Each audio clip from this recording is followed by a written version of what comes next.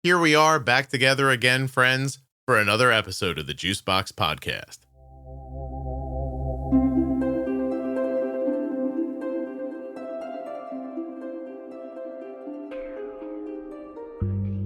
Hello, my name is Tammy. My dad had type 1 diabetes. They wouldn't discharge me from Children's Hospital until my mom could give me insulin. If this is your first time listening to the Juicebox Podcast and you'd like to hear more, download Apple Podcasts or Spotify, really any audio app at all. Look for the Juicebox Podcast and follow or subscribe. We put out new content every day that you'll enjoy. Want to learn more about your diabetes management? Go to juiceboxpodcast.com up in the menu and look for Bold Beginnings, the Diabetes Pro Tip series, and much more. This podcast is full of collections and series of information that will help you to live better with insulin. Please don't forget that nothing you hear on the Juicebox Podcast should be considered advice, medical or otherwise. Always consult a physician before making any changes to your healthcare plan or becoming bold with insulin. This episode of the Juicebox Podcast is sponsored by US Med, usmed.com/juicebox, or call 888-721-1514. US Med is where my daughter gets her diabetes supplies from, and you could too. Use the link or number to get your free benefits check and get started today with US Med. A huge thanks to my longest sponsor, Omnipod. Check out the Omnipod 5 now with my link, omnipod.com/juicebox. You may be eligible for a free starter kit, a free Omnipod 5 starter kit at my link. Go check it out, omnipod.com/juicebox. Terms and conditions apply. Full terms and conditions can be found at omnipod.com/juicebox. Today's episode of the Juicebox Podcast is sponsored by the Eversense 365. You can experience the Eversense 365 CGM system for as low as $199 for a full year. Visit eversensecgm.com/juicebox for more details and eligibility. Hello, my name is Tammy, and I'm from Winnipeg, Manitoba, Canada. Oh, no kidding. I didn't know that. Did you know the national food of Canada is poutine? Yes, I did. Oh, I didn't know that, but I did learn it in a BuzzFeed last night. Did you know that Winnipeg is the Slurpee capital of the world? Slurpee? Like frozen slushy drinks? Yes. Yes. Is the irony that you don't need a machine to make it? They just are made outside? In our backyard. Yeah, exactly. Just go outside we just with pour some flavoring on the snow. Yeah. Yeah, you just go outside with a bucket and a and little maple syrup and water and stir and just shake it and there you go. Yeah. How old were you when you were diagnosed with type 1 diabetes? I was 4. Yes. 46 years ago? 4 years old in Manitoba? Yes. Oh, hell, what did they give you there? Did they just rub a seal on you? What did they do? No, they did not. We were at the Shrine Circus. I've heard this story 7,000 times. Go ahead. And we lived in a small town, and we came into Winnipeg to go to the Shrine Circus. I was rushed to Children's Hospital. It's a whole story there. But to make a long story short, my dad had type 1 diabetes. Oh. And he was diagnosed at 25. And I guess what happened was after, we learned what needed to be, they wouldn't discharge me from Children's Hospital until my mom could give me insulin. Okay. And my mom, she just couldn't do that. So finally, I guess she told herself, I have to do this. My daughter's coming home and that's it. Right. So finally she did. But I think it was one of the hardest things for my mom to have to give me an injection. A real struggle for her. Yeah. Did she have a needle phobia or did she feel weirdly about actually the way she probably saw it, hurting you or I think she just couldn't believe that she had to do this to her daughter. It was just awful. Yeah. But when I was diagnosed, everyone laughs at this, at what happened here. I guess my mom was devastated. My dad was devastated. And I was just grinning, because I was going to be just like my dad now. Oh, no, listen. Everyone was like, oh, God. No, Tammy, I don't think we should laugh through this. I saw recently, here's an example recently where the internet did not let me down. This lovely person posted a a picture of a note that their child had written in school. Mm-hmm. And it was a really heartfelt letter from a little kid about how alone they felt because other people in their family had diabetes and they didn't. I read that. Oh. Did you see that note? Yes, I was nearly in tears. Oh my God. Like, I'm reading this. I'm like, I got to get out of this game. I'm like, I can't take this anymore. What a sad thing you would never consider. Yeah. The kid without diabetes is like, why are you people leaving me out of this? You know? How dare you? Yeah. Oh, I was heartbroken. I read that. Yeah. My God. So the thing you felt is not crazy. You're like, oh my God, I'm like my dad now. Mm-hmm. Oh, no kidding. Did it always feel like that? Did that stick with you? Or did you I'm realize how ridiculous that was at some point? You were like, this is the last thing I'd like to have in common with my dad. You know what? Why didn't I pick his love of cars? Exactly. Oh. What do you remember about your management as a child? I think I was always a rule follower, and structure and routine was my life. Like, I couldn't change things like by a minute. I was very structured, did what I was supposed to do. I see people writing about how they remember their A1Cs when they were 11. Like, I don't remember a single A1C. Right. I do remember my endo at the time. I think she gave me a hard time one day, and I left there in tears. I don't know why I was there on my own, because usually my mom attended with me. And my mom got on the phone, called the endo. Said, I'm going to stab you if you make my daughter cry again. Why do you think we're so violent? With my Canadian knife. She's like, no. And I guess whatever it was, I guess I was so upset. I don't know if that she scared me or what it was. But the next time I walked in, she was like, good morning, Tammy. Let's talk about your diabetes today. It was so funny. But I think at one time, I remember, I'm so embarrassed to say it now, like I was writing sugars in because I had my black book. Mm. You had to keep all your sugars written in a book because there was no technology the way it is today. And I was like, oh gosh, I have an endo appointment. Oh shoot, I haven't written anything down in 2.5 months. So there I start doing this. And I can only imagine what she thought when I opened this, when she opened this book and there's this. This is all written in the same ink? Yeah. Like, hello, Tammy, your A1C just might show what you really are, but. Right. And I don't remember a lot about that, but probably it's better I don't. Where's your health at today? I'm doing well. What does that mean? I'm 51 years old, no complications. Awesome. I consider that pretty darn good. Yeah, no kidding. Doesn't mean I don't worry. Do you have any other autoimmune issues? No, I do not. Nothing. How about in the family? No. Besides your father, of course? No. Oh, just the two of you have type 1. Yeah. Awesome. Lucky. Yeah. Well, I mean, listen, it's better than having a bunch of other stuff, obviously. But 100%. I'm sorry if that triggered people who have other things. Yeah, I was just going to say, hold on. I mean, my God. There's nothing wrong with having other immune issues. Can I take a sidebar for a second? Yeah. I don't know how old I was. I was in my 20s.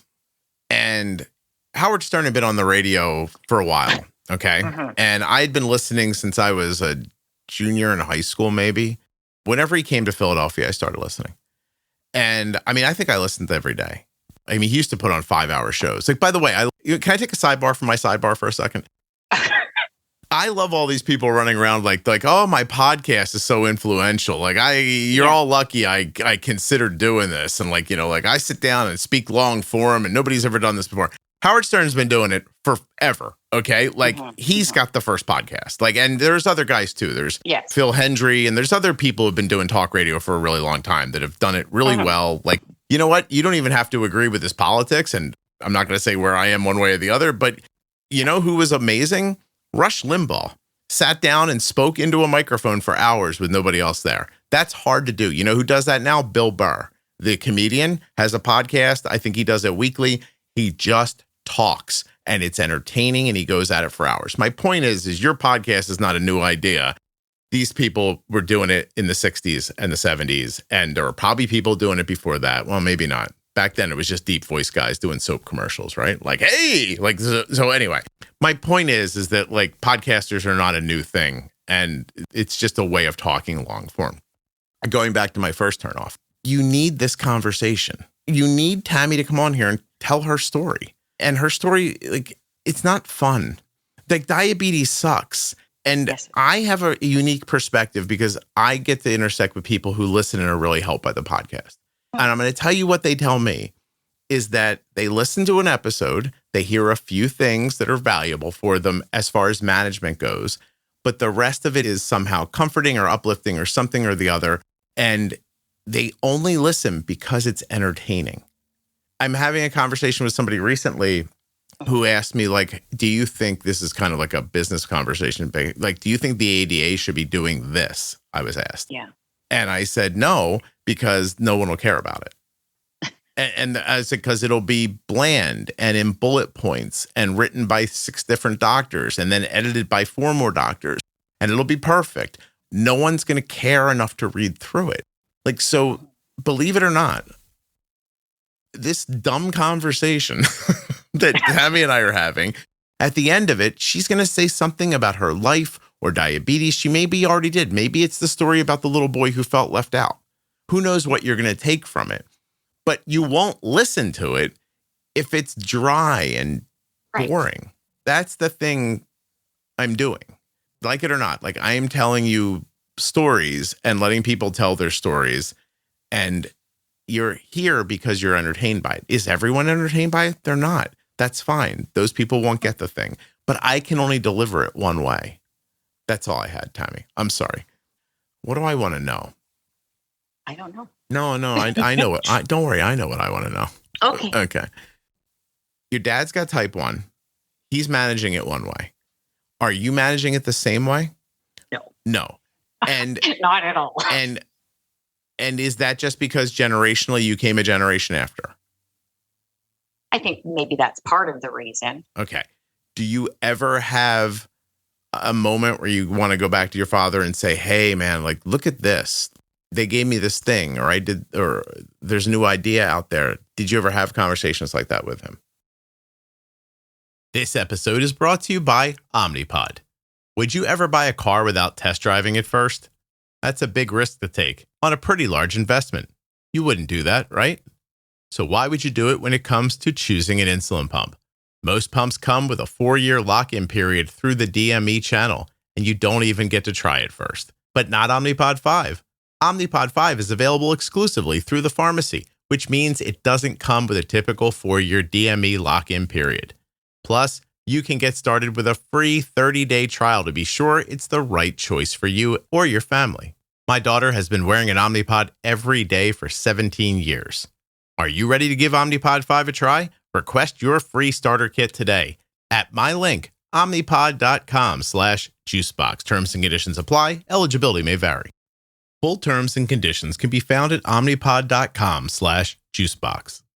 Find my link in the show notes of this podcast player or at juiceboxpodcast.com. This episode of the Juicebox Podcast is sponsored by the Eversense 365. Get 365 days of comfortable wear without having to change a sensor. When you think of a continuous glucose monitor, you think of a CGM that lasts 10 or 14 days. But the Eversense 365, it lives up to its name, lasting 365 days. That's 1 year without having to change your CGM. With the Eversense 365, you can count on comfort and consistency 365 days a year. Because the Eversense silicone-based adhesive is designed for your skin to be gentle and to allow you to take the transmitter on and off to enjoy your shower, a trip to the pool, or an activity where you don't want your CGM on your body.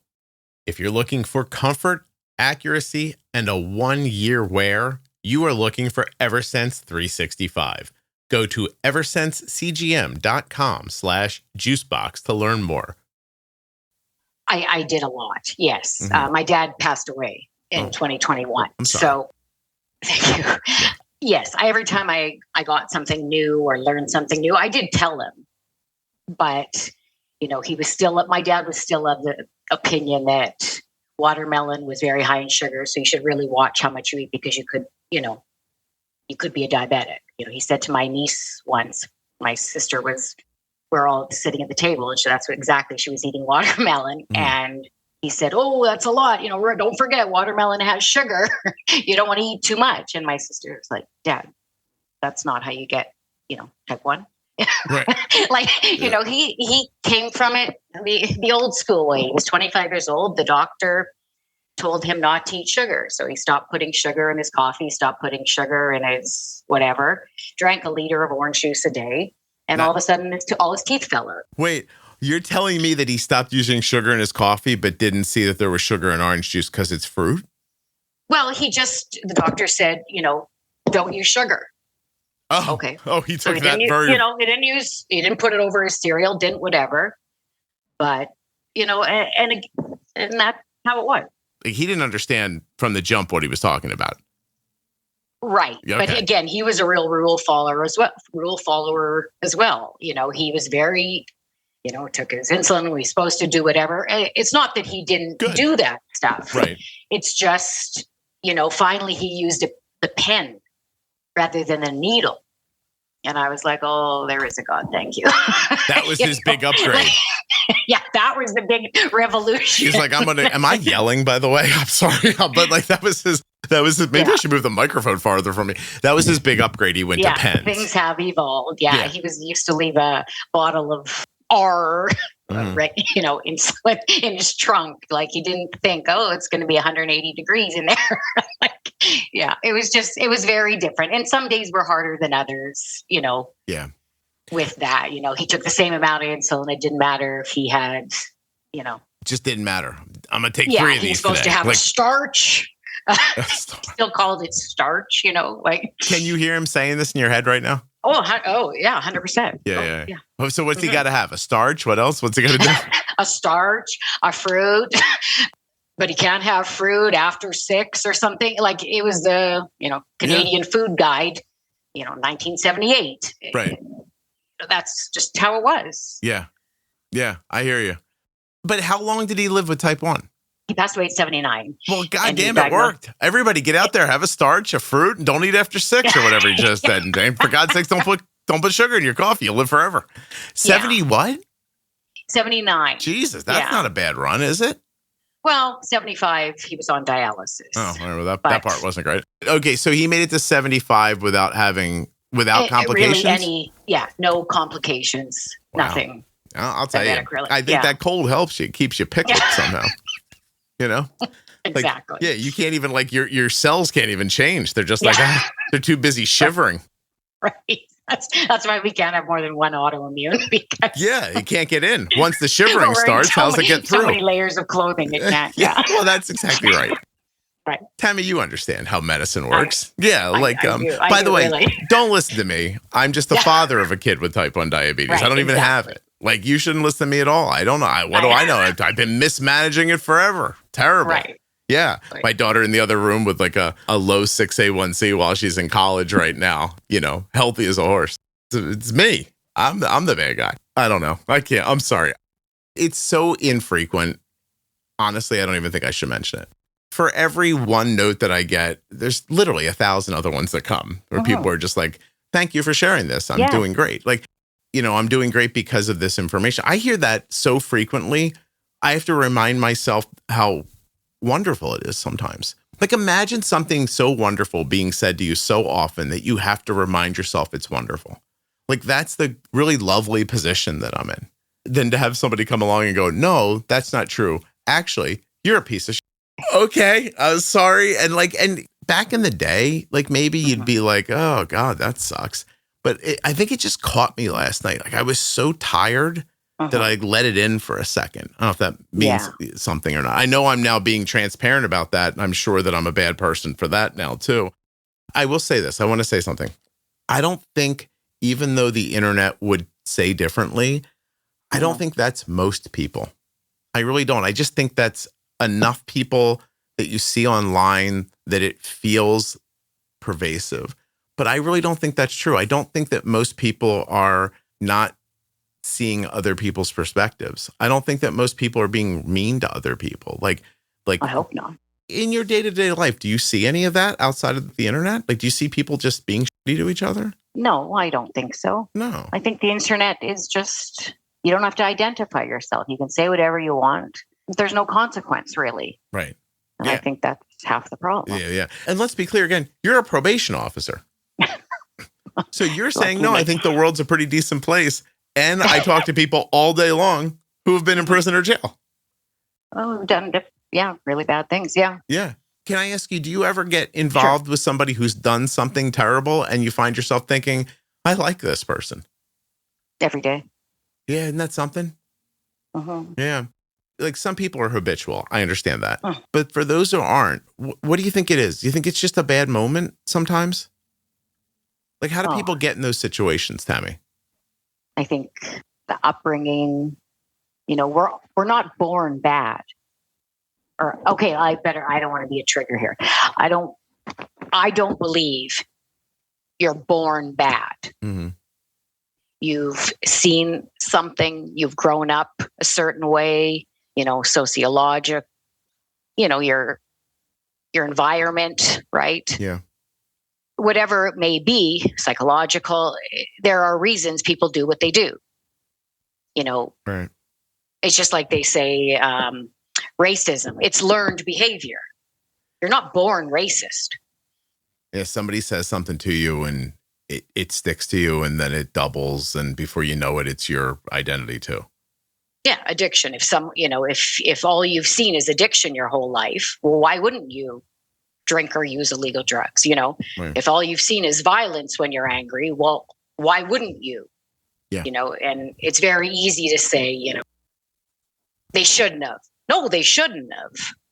Perfect. But if you don't know any better or any different, I shouldn't say better, different, it's really not hard to believe. Right.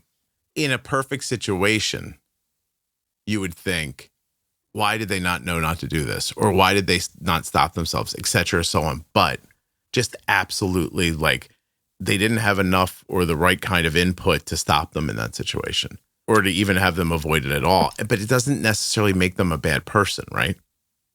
No, I say to anyone that says, because, you see a lot of things on the internet. People are saying, why, about jail and they should be doing this and that and all these punishments, and everyone's got something to say. Mm-hmm. But, you really don't know where the person comes from. And I'm not saying it's right what someone does, but it's not so cut and dry. Right. Is that, they chose to do this or they chose to do that. There's a few more factors involved. I'll tell you that aside from being periodically yelled at on the internet, making this podcast has been such a wonderful experience, because hearing from people who you could just offhandedly disregard and then listening to them talk about their lives. And I mean, I just got done interviewing a young guy who was in jail for a year and a half. Yeah. And, as you're talking to him, you're like, I see that moment, but I see how you got to it. And it's still your fault. You did the thing, but yes. But all the building blocks that somebody laid on top of him were leading him to do that thing. And he was going to at some point. And, listen, during wars, they do tests on prisoners and stuff like that. You can make people do things. Yes. You can condition people to act a certain way. And if you don't think that parenting is that, then you're not paying attention to what parenting is. And parenting done wrong is conditioning somebody to do something wrong. And they will. They'll have the right intersection of opportunity and situation, and then the wrong thing's going to come out. And to your point, a thing that would not have happened if you would have picked that baby up on day one and put it somewhere where it would have got better direction. So you think it's a lot about nurture. You've probably heard me talk about US Med and how simple it is to reorder with US Med using their email system. But did you know that if you don't see the email and you're set up for this, you have to set it up. They don't just randomly call you, but I'm set up to be called if I don't respond to the email because I don't trust myself 100%. So one time I didn't respond to the email and the phone rings at the house. It's ring, you know how it works. And I picked it up. I was like, hello. And it was just the recording. It was US Med. Doesn't actually sound like that, but you know what I'm saying. It said, hey, I don't remember exactly what it says, but it's basically hey, your order's ready. You want us to send it? Push this button if you want us to send it. Or if you'd like to wait, I think it lets you put it off a couple of weeks, or push this button for that. That's pretty much it. I push the button to send it, and a few days later, box right at my door. That's it. usmed.com/juicebox or call 888-721-1514. Get your free benefits check now and get started with US Med. Dexcom, Omnipod, Tandem, Freestyle. They've got all your favorites. Even that new iLet pump. Check them out now at usmed.com/juicebox or by calling 888-721-1514. There are links in the show notes of your podcast player and links at juiceboxpodcast.com to US Med and to all of the sponsors.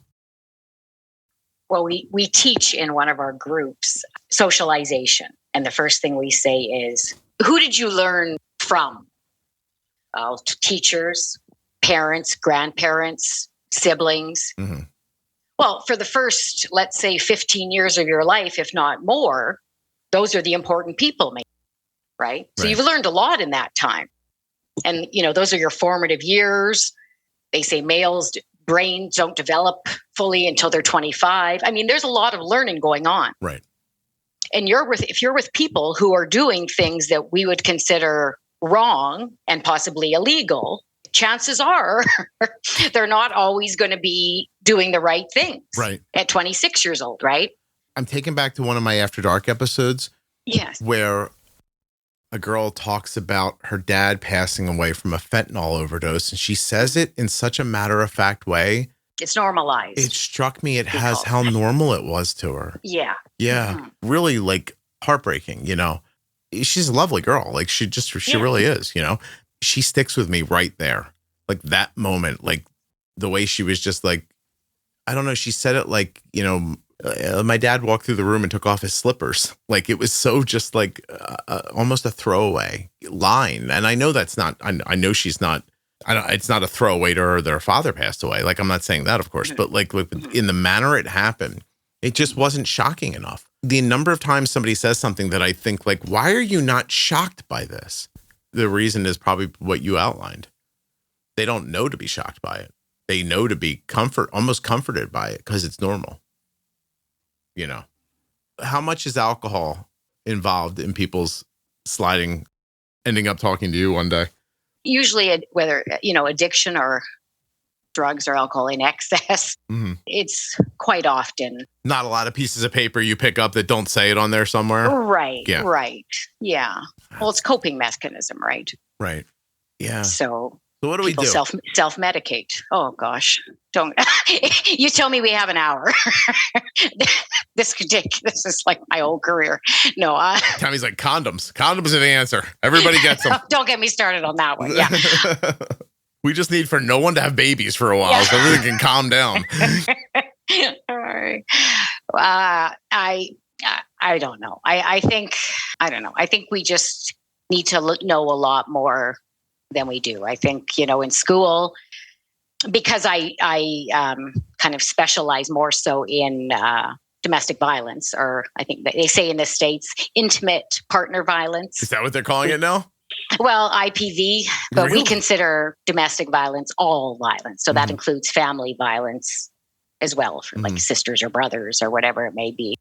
But, you learn all these things in school when you're growing up, whatever, calculus and this and that. And nobody teaches you how to talk to people but no one shows you sort of healthy relationships, communication skills. These kinds of skills aren't taught. Yeah. Life skills. Yeah. Yeah. Communication. I mean, if you don't have communication, every aspect of your life is going to be problematic. Right. Yep. So how do we kind of miss that as we're being raised? If you're not hearing that at home, when do you learn that? When you get fired because you told off your boss for the first time? I don't, I just think, there needs to be a lot of learning done, teaching and. Yeah, getting away from life skills is a real weird thing to me.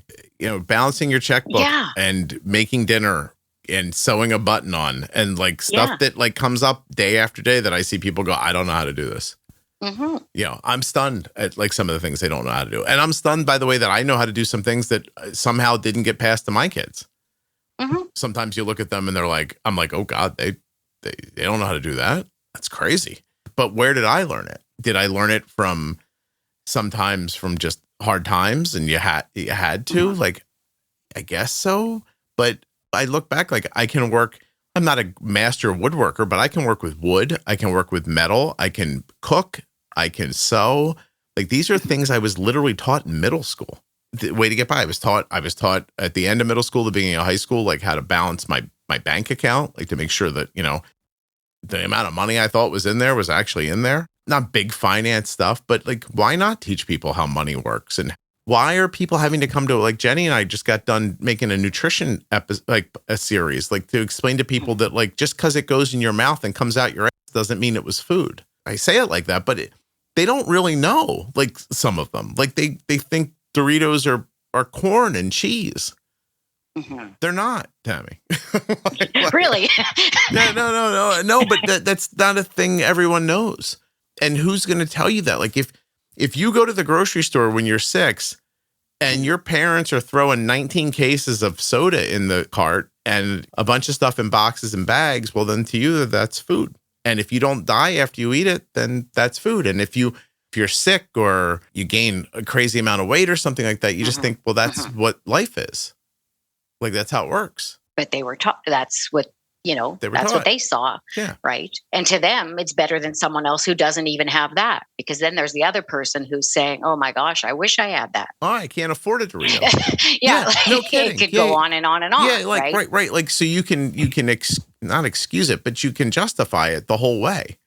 Like, and listen, there are big ideas. Like, there's a lot of people in the world. It's, probably the industrialized farming and things like that probably were necessary. I don't know. I wasn't there, but it's got us here. Like we are where we are now. But along the way, everyone stopped thinking about food like food. If you don't see the connection between this and diabetes, I'm being too obtuse and I don't mean to be. Everything's tools, whether it's not ending up with Tammy at a parole board or not already. Probation. What's that? Probation. Excuse me. Parole is federal. Probation's provincial. I'm sorry. All right. Sorry. It was 2 P words, Tammy. I'm doing my best. I know here. everybody mixes it up. Tammy's like, this is the bane of my existence. People saying probation when they mean parole. Okay. People I got to correct on this a day.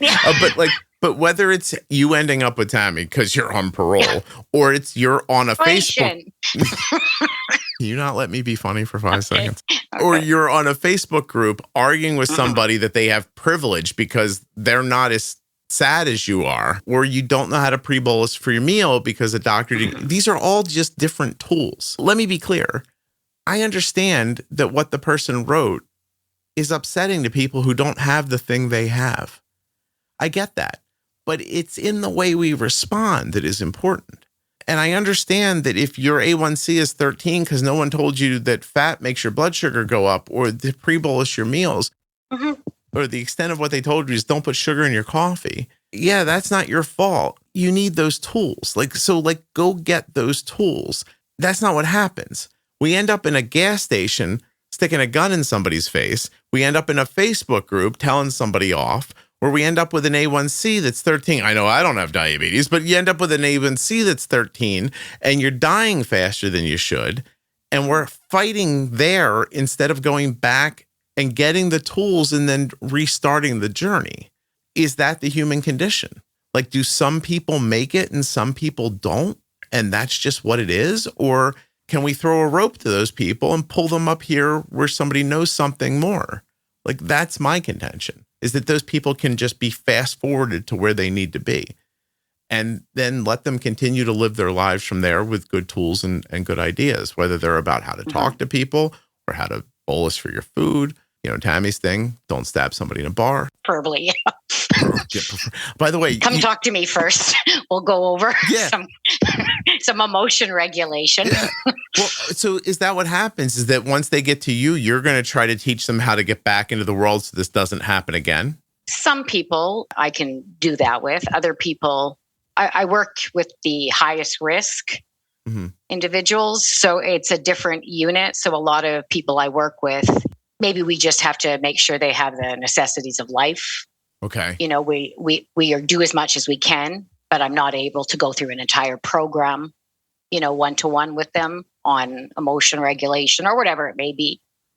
I see. They're just getting by, Are some people redeemable, but not like, are there some people you feel like you just can't get to? I don't know if it's that you can't or it's just they won't let you. Maybe we don't have the tools. Okay. A probation officer can't fix everything. Sure. You may need psychiatry, you may need psychology, you may need, there's a lot of things that are needed. Mm-hmm. So I don't know that, you can't, some people, what if they have cognitive levels or, they have a cognitive disability or whatever it may be. Right. Yeah. There's just a lot of different reasons why it may or may not be. I don't know work. if it's just such a cut and dry, easy question to just say yes or no. Yeah. Right. There's people who could be helped, but the situation's not going to line up for them. And there are people who are going to resist, and maybe there's a way around that resistance, but there's not enough time or resources to do it. And so you try to give them enough life skills to hopefully keep them from falling back into that situation again. Right. From hurting anyone else or, being a safety risk to, society. Of people that hurt other people, what percentage of them mean to hurt them? And what percentage of them is it just an outcome that wasn't like premeditated? I don't know. Yeah. What about, that's fair. I don't really look at that kind of thing, though. What's that? Like if I'm seeing these people, like I'm seeing my caseload once a week, every week I see, and, I can't just focus on the offense or what, how do you have to be able to have, meaningful conversations and whatever. So you kind of put the offense aside. Okay. And deal with the person. John Doe talking with Tammy, and we're discussing, how they spent their spare time. Yeah. That kind of a thing. We're not like, I can't focus on who they hurt, how old were they, how old was the victim, I can't, you wouldn't be able to do the job you do. Yeah. If that's what you concentrated on, how many people they hurt, what's their criminal history, it doesn't matter. You have to do what you have to do. Right. This is my client, and it doesn't matter what they've done, whether how I feel about it. Yeah. We have to just, I supervise their probation order, and I get to know them quite well. How long have you been doing this? I think it's been about 12 years. I was with the Justice Department for, I think, 15 years. How long do you think you can do this for before you just one day wake up and go, you know what? I'm going to go hide in the woods. I got to get out of here. Oh, I'll do it forever. Really? If they'll keep me. very Tammy's like, unless I get fired, which I'm not saying can't happen. Very rewarding. Why are you so attracted to it? I think somewhat is a bit of an adrenaline rush. Like I like the somewhat organized chaos of it. Mm-hmm. No, it's not rewarding at all. Really? One client, maybe two in 15 years that, called me after they completed, after their order expired and said, I just want to thank you. Yeah. No, we don't. This is not a rewarding. You don't enter this because you want to be rewarded. Not at all. I think I should hire you to manage the Facebook group. Yeah. I'm not good in management. Tammy's like, I'd just be yelling at everybody too. Yeah. No. 10 minutes into it, I'd be like, I'd be the only one working, and that's how exactly. Within 15 minutes, don't say the right thing. Okay, thank you for coming out. Yeah. It would be so easy to manage a group by just just banning everybody that caused you a problem. But I don't do that. I really do try to manage it almost the way you're talking about, get people to a place. You have to do it. And you do. Yeah. You find ways to, to have these conversations, and, you don't focus on what's irritating you or, how you're truly feeling. You know how often I want to be like, I have an opinion about this too. You don't see me arguing with you. I'm just telling you, please be kind to people. Be nice. Don't put them in a position where they feel like, the thing they think is not welcome here, because it is. I love it when people come in and they're like, that's not what this place is for. I'm always like, I'll tell you what the place is for. It's not up to you. If you want a place that's for something, you go make your own place and then run it any way you want. I think the other side of it is that sticking up for what's common sense and right, that intersects well with most people. Most people say, if you don't like me personally, I understand that. But if you don't like the way that I moderate that board, then I do believe you're having the problem, because I am trying incredibly hard to be midline and not on anybody's side. You get to say what you want to say, and they get to say what they want to say, and we say it nicely to each other. And if, but it does sometimes feel like you're talking to a 5-year-old, which is crazy. It feels like you're running up to somebody and going, no, and then going, this is what we do, right?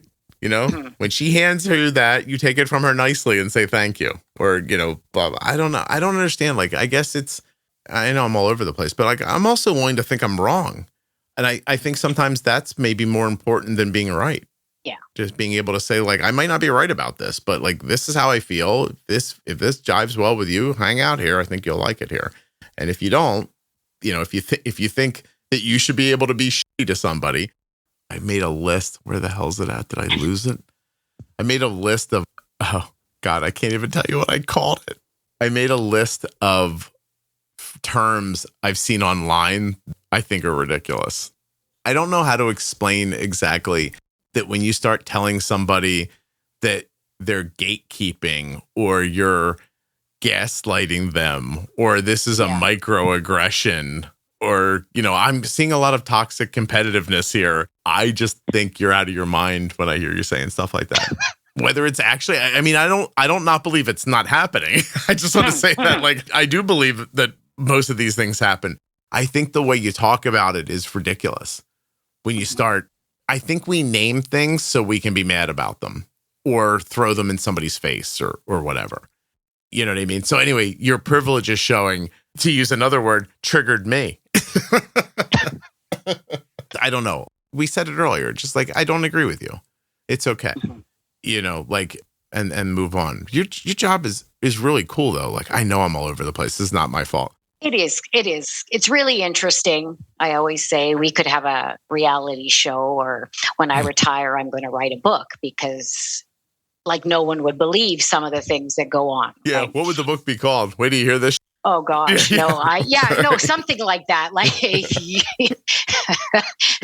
if you only knew, like something, I don't know. I'd have to get my office we'd all have to, throw in, brainstorm and come up with it. But, I was thinking when you were saying about how the Doritos thing and people didn't know this and that, I've kind of changed my thinking on something when I'm reading your posts or your website and different posts, and people are saying how, they're upset because of maybe, I don't know, the nurse in school, the EA, whatever it may have been, didn't this and that and the next.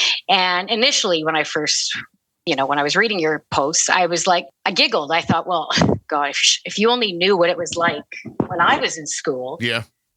There was no such thing as the nurse, the EA. My mom dropped me off, crossed her fingers, and hoped all went well till 3:30 when I, walked off the bus. We're Canadian. Most of us are on our insulin because there's no nurse at the school. Okay. Triggering. No, I'm joking. But Tammy, that's the thing I've learned from the podcast is that school systems that don't have, like, when you think like in 2025, how is somebody diagnosed and put on like regular and MPH? How does that happen? It happens because they want you to give a shot before you leave that's going to cover lunch and get you home. And so in not a lot, but there are some Canadian provinces, they give out that insulin for that exact reason still. That's actually true. I know I'm not just joking about Canada. Yeah. I did say province weird to be funny. I was going to say, what is that? Do I correct that or no? People can say what they want, even if it's wrong. No. You just sound like you're from Detroit, by the way. Oh, really? Oh, I don't know. I don't know what people from Detroit sound like. But sounds like you. But no, but like in 1980, there was no such thing as, someone helping you and that kind of thing. I always say, like, so what's the big deal? Whatever. And I guess one day I did comment, and it wasn't rude. It was just, now I'm saying that I sound just like everybody else. Go ahead. But it was just more that I didn't understand why everyone was so panicked about it. Mm-hmm. And the person actually kind of said to me, well, just because we used to use a washboard to wash our clothes doesn't mean today we don't use a washer and dryer. We can't improve this, right? Should we go back to it? Like, I was like, oh my gosh, I felt so bad. Here I'm like, that I'm really made sorry. sense to you, right? Yes, it did. So now I understand why people, and if you have an EA, if you have a nurse, if you have a whole team, all the power to you, and you're so lucky. Mm-hmm. I have changed my thinking in that way, and I'm glad because, we don't want to go back to using a washboard, right? But you were able to have that moment because you were open to having it, and because the person did not start with you by going, oh, your privilege is showing, Tammy, right? Yeah. Right. Or something, because they just said, look, there's your experience. Hey, here's ours. And you thought, oh, that makes sense. And it changed you, right? Am I right? Like you would not. I felt it was a good learning experience. Exactly. And now I'm able to understand. Yeah. Had they said you were engaging in a microaggression or gaslighting them about their experience. I'd have to look it up, Google it. Yeah. What exactly You'd be like, wait, a microaggression? What the hell is that, babe? Yeah.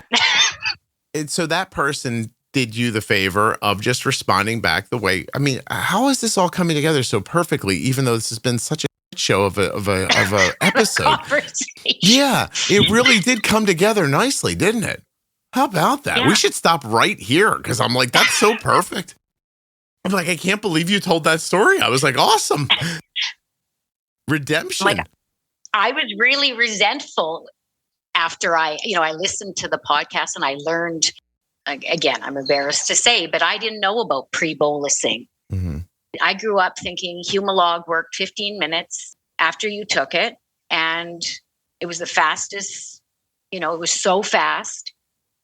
And, protein, if I was high after I had butter popcorn for the movie, it was because popcorn hits me hard. Yeah. I didn't know those things. And I mean, it wasn't a 1 year after diagnosis. I'm talking 30 years.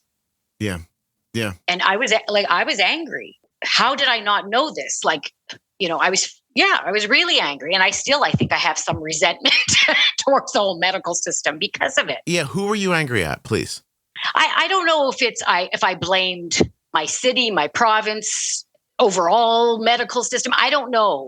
But I just thought, you know what? I go to these appointments or I go to these, my family was one of the 4 families that started at the time. It was called the Juvenile Diabetes Foundation. Mm-hmm. And then it was JDRF, and now it's type 1 breakthrough type 1 or I don't even know the name of it. Yeah, I don't know why they changed the name. I bet you they don't know why either. So we were a very involved family in diabetes. And I thought, well, how on earth could I be this age and not know that? Mm-hmm. Yeah. Like all of these years, I didn't understand, how could that be? Is everyone like this? Blah, blah, blah. And yeah, I've learned a lot. Good. I'm glad. That's awesome. And I'm really thankful that I happened, upon to come across this or hear about it from someone. And yeah, I'm making big changes. Good for you. That's awesome. I have made big changes. Yeah. That's awesome. So I'm not a terrible person, you're saying?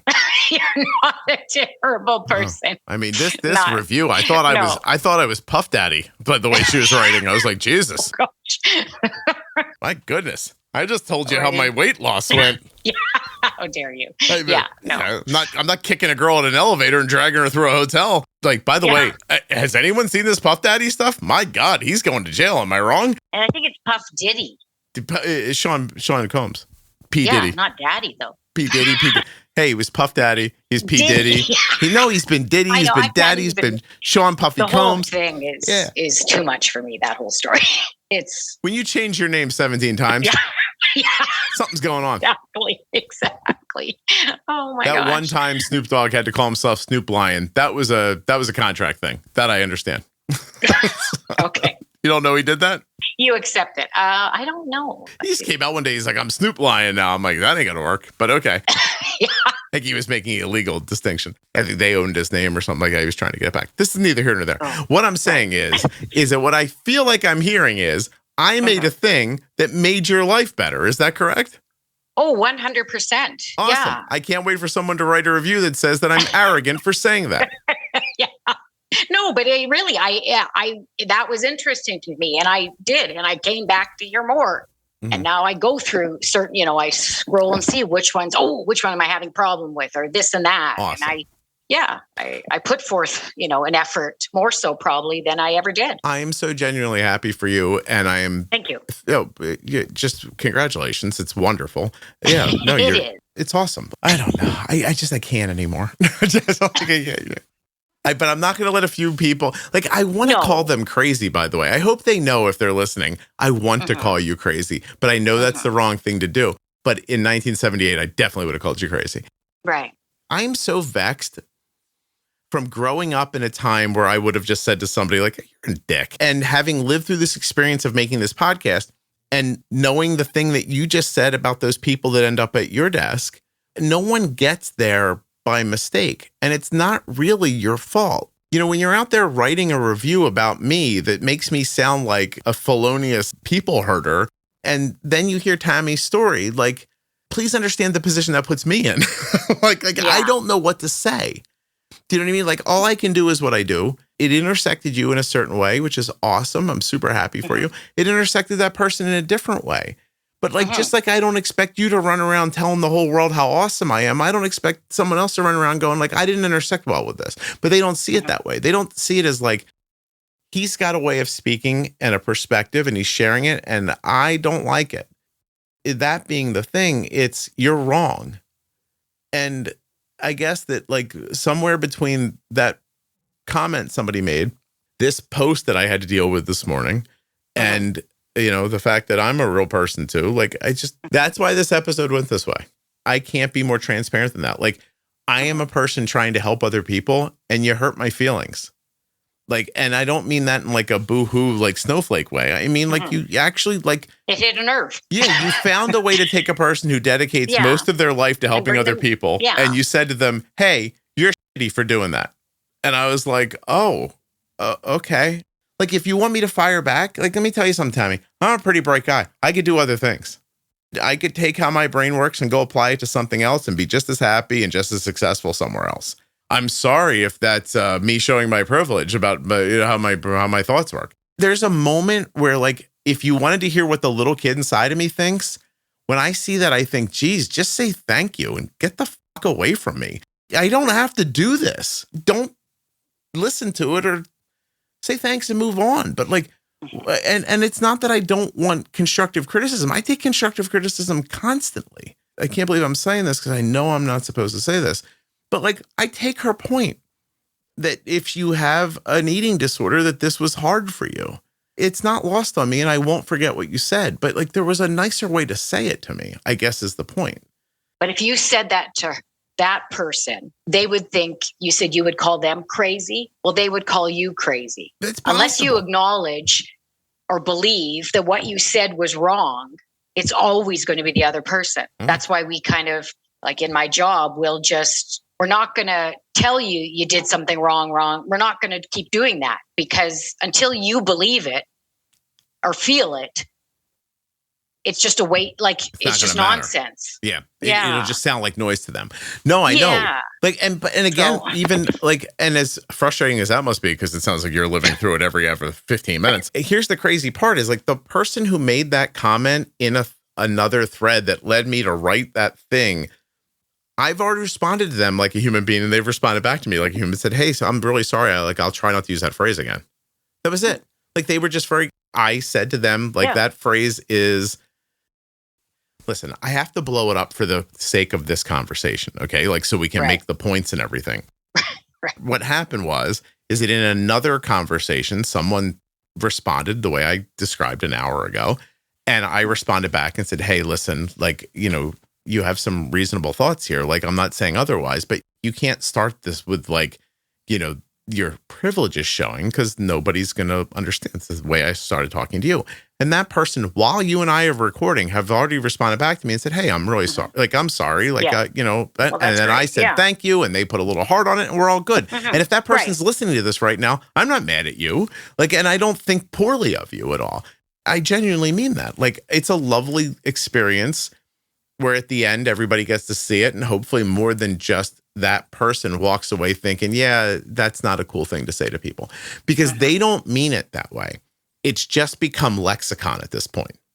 Your privilege is showing back in the day, but is biting commentary. Now it's just a thing people say. It's almost like woke. Woke's almost a word that has no meaning anymore. It's been co-opted by every person who's trying to, like, it almost means like, I think you're wrong at this point. But at one point, it actually had a meaning. Like, we used it up and bastardized it so much that now it can mean anything. And when you're trying to oversee 70,000 people talking to each other, you have to see that the only way through that is everybody counts, everybody has an opinion, and if their opinion is weird or skewed or you think wrong, there is a way to talk to them about it where you can get to where I got with this person, which is, hey, please, here are the reasons why. They say, I understand. I say, thank you, and it's over. It's just basic communication. Like, it's all it is. And anyway, I don't know. I've lost the thread about how to bring it back to diabetes, but, good. I do, though, coming back, I do think fault. I do believe, it's their fault. I was thinking about that as you said that. It's not someone's fault. Well, it is their fault still. Everyone's actions, they're responsible for your actions, right? Yeah. No, I agree with you. Like, that's a weird line, right? Between, like, that's nature, nurture. Like, is it your fault that you're doing this? Or yes, like, you're an adult, you're doing it. You're standing in the gas station, pointing the gun at the guy. This is your fault. Like, right? Like, yeah, well, it's not mine. Yeah, exactly. And I'm totally not taking that away, like, at all. You know what I mean? Yeah. Like, but it isn't unreasonable to take a step back, see the path that got them there, and try to help them into not being their situation at the next time. Right. Right? Yeah. That's all. And there are nice people like you out there trying to do that. And apparently me, I'm trying to. My clients would agree with you, but well, no, I'm glad you think so. Well, I do think so. Like, from a perspective of society, I think so. Like, I'm not a criminal, so I don't have the problems they have. Right? And I know that's my privilege showing. Does everyone see? I'm doing it with satire. Does everyone get it or not? I don't know. I believe that most people are listening going like, yeah, Scott, we get it, man. Shut up. Like, you figured, like, we agree with you. And the people who don't agree maybe aren't going to see it because they're steeped in it. Like you said, like, at the moment, like, that's until they, how did you say it? Until they understand, it's just going to wash over them and be nonsense, right? Right. Until someone thinks they're wrong, it doesn't matter what you say. Till they're willing to imagine they're wrong and listen to somebody else. Yeah. Yeah. But you think they actually have to get to it. They actually have to go, oh God, I was wrong. Like you did in that post. You're like, oh God, about the nurse thing. I was wrong about that. Yeah. Yeah, you have to. I mean, and it could take years or it could never happen. Yeah. To stay open-minded. Is that the message? Well, I think that's really important. Yeah. Yeah, I guess so. And you can't be responsible for someone else's action. You can only how you respond. Someone would say, if you write a bad comment, if someone writes a bad comment and you respond, well, really, you're the one because it's getting to you. So you're the one that needs to work on how to respond. Right. Yeah. I don't mean, I'm not saying you, I'm just saying in general, that's, you can only, you can work on yourself. And as long as you're being the best person you can be, I guess, what more can we ask for, right? It's a grace cascade. Like, I'm serious. Like, you have to keep giving grace to people as you intersect with them. So even if someone starts off terribly. Yeah, you never know how. Yeah. Yeah. So we don't know how they got there, right? But if you respond back gracefully and genuinely and kindly, then you'll probably get the outcome that I got, right? With this person. Yeah, maybe. Right. I'm not all the time, but yeah, someone might, see, oh, well, they were kind to me. Maybe they haven't, no one's been that way to them before. I don't know. Exactly. Also, that's just online. Like, I'm not like, listen, if the guy's pointing the gun at you in the gas station, responding with grace is probably not going to get you anywhere. That won't be your first response, I don't think. You don't reach out and go, hey, man, I know your parents didn't give you the tools to get through life, and therefore I'm not feeling bad about this right now. Like, I'm talking about online, talking about your goddamn diabetes with people. Let's just talk about type 1 and call it a day. Yeah. Right.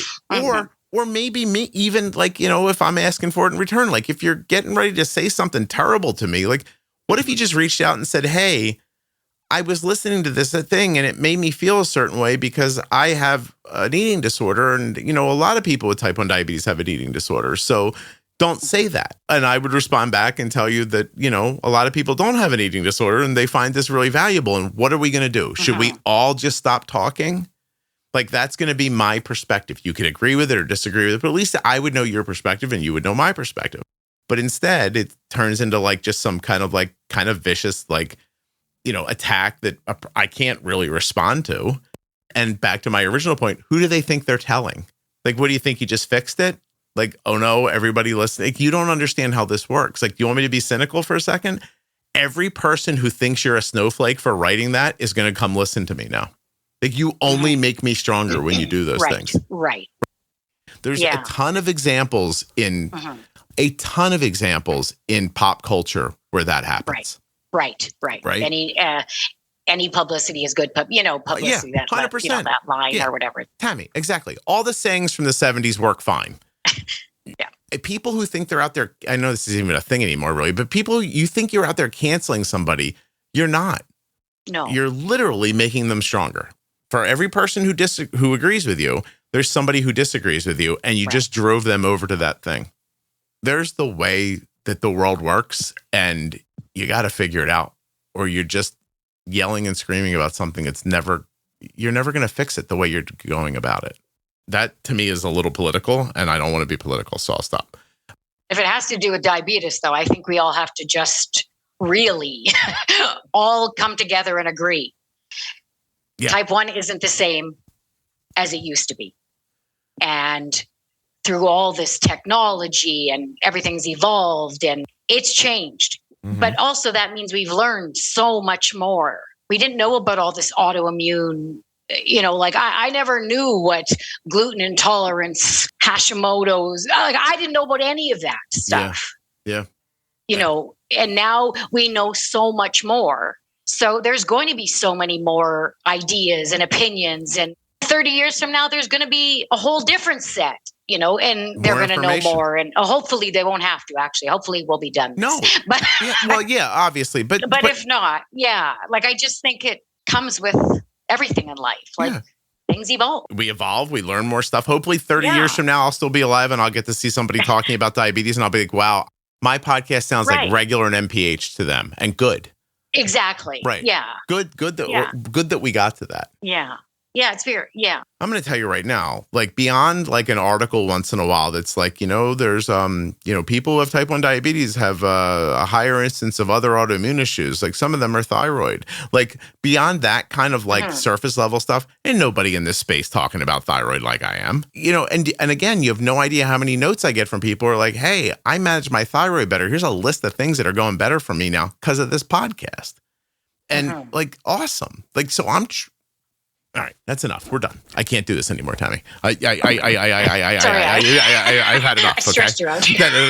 No, it wasn't you. I'm done with the internet. I'm going to go do something in real life now. Good luck to all of you.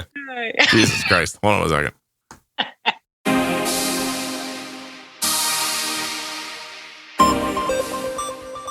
I'd like to thank the Eversense 365 for sponsoring this episode of the Juicebox Podcast, and remind you that if you want the only sensor that gets inserted once a year and not every 14 days, you want the Eversense CGM. EversenseCGM.com/juicebox. 1 year, one CGM. A huge thanks to US Med for sponsoring this episode of the Juicebox Podcast. Don't forget, usmed.com/juicebox. This is where we get our diabetes supplies from. You can as well. Use the link or call 888-721-1514.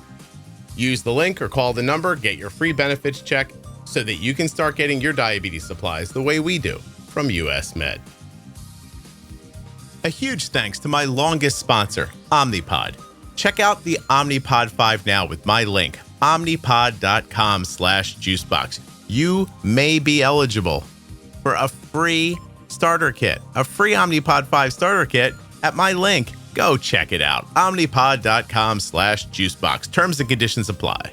Full terms and conditions can be found at omnipod.com/juicebox. Okay, well, here we are at the end of the episode. You're still with me? Thank you. I really do appreciate that. What else could you do for me? Why don't you tell a friend about the show or leave a 5-star review?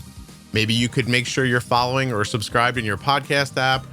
Go to YouTube and follow me, or Instagram, TikTok.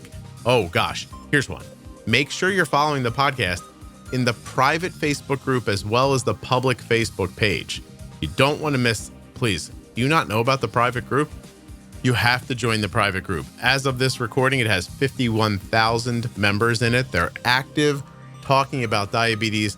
Whatever you need to know, there's a conversation happening in there right now. And I'm there all the time. Tag me. I'll say hi. My Diabetes Pro Tip series is about cutting through the clutter of diabetes management to give you the straightforward, practical insights that truly make a difference. This series is all about mastering the fundamentals, whether it's the basics of insulin, dosing adjustments, or everyday management strategies that will empower you to take control. I'm joined by Jenny Smith, who is a diabetes educator with over 35 years of personal experience, and we break down complex concepts into simple, actionable tips. The Diabetes Pro Tip series runs between episode 1000 and 1025 in your podcast player, or you can listen to it at juiceboxpodcast.com by going up into the menu. The episode you just heard was professionally edited by Wrong Way Recording, wrongwayrecording.com.